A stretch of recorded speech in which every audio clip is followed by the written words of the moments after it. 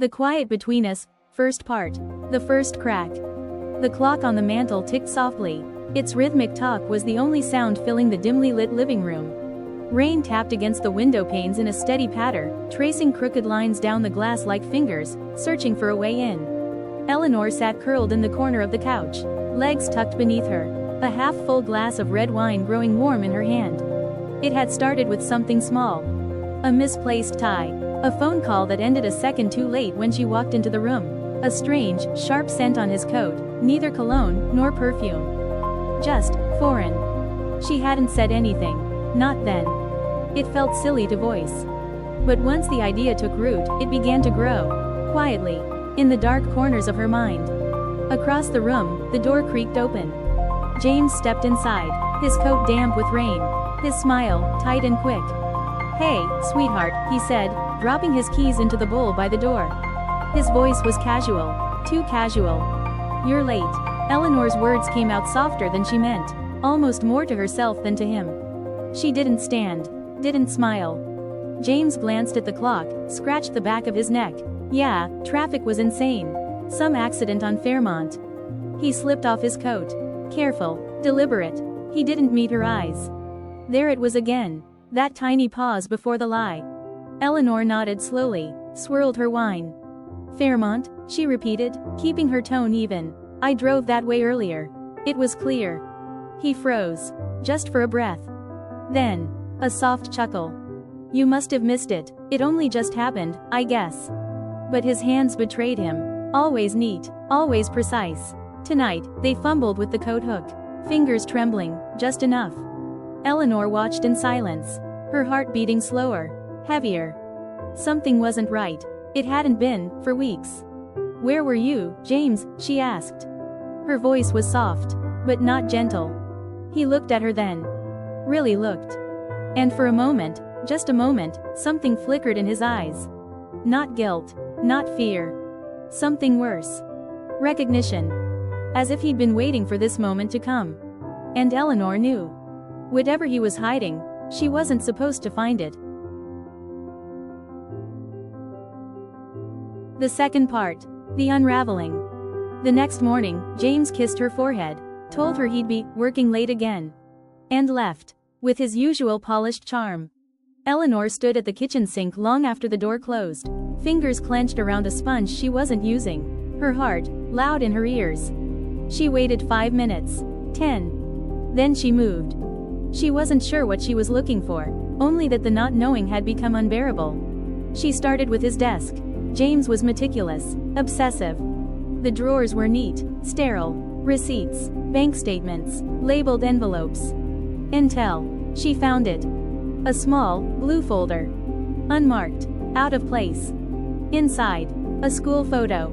A girl, no older than 6. Dark curls. Purple ribbon. James's eyes. At the bottom, Lily Monroe. Monroe. Her maiden name. Eleanor's breath caught. She pulled out more papers. A birth certificate. An address. Suburbs. A woman's name, Julia Monroe. Next it. James's signature.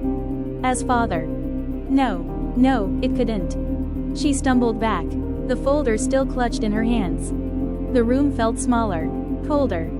He had another life, another child, another family. And he had named them after her. The sound that escaped her chest wasn't a sob, wasn't a gasp. It was both, and neither. Her knees buckled, she sank to the floor. Papers spilling around her like feathers, like lies finally given form. All those late nights, business trips. The distant eyes, the distracted touches. He hadn't just left her. He had replaced her. The betrayal wasn't in the secret, it was in the years. The life they built. Hollow. Somewhere out there, a little girl with his smile. Who had no idea that her father lived another life. Just miles away. Eleanor's tears came, hot, silent. But one thing had become terrifyingly clear. This wasn't over. It was just beginning. The third part. The choice. The driveway lights clicked on. James pulled in, headlights cutting through dusk. Eleanor stood at the window. The blue folder was on the kitchen table behind her, pressed flat. open like a wound. The wine, untouched. Her hands, steady. Now. When he opened the door, she said nothing. She was waiting. He looked surprised, uncertain. "Hey," he said, cautiously. "I didn't expect you up." "No," she replied. "You didn't." He froze mid-step, eyes darting. To the folder. To the papers. To truth. "Eleanor. Don't." Her voice, calm, but sharp. "Not this time." James took a breath, dropped his keys gently onto the counter. "I can explain." She stepped closer, eyes locked on his. "You have a daughter." A pause. "Her name is Lily." Another pause. "Her last name is Monroe. My name." He hesitated. Then, the mask cracked. His shoulders sagged. He didn't deny it. "How long?" she whispered. 7 years. His voice, raw. "It was before things got serious with us. Julia was never supposed to be your wife, have your child, get your lies, too." The silence that followed was the kind that kills. "I wanted to tell you," he said, softer now. "Every time I looked at you, I couldn't destroy what we had. You already did. Every kiss, every touch.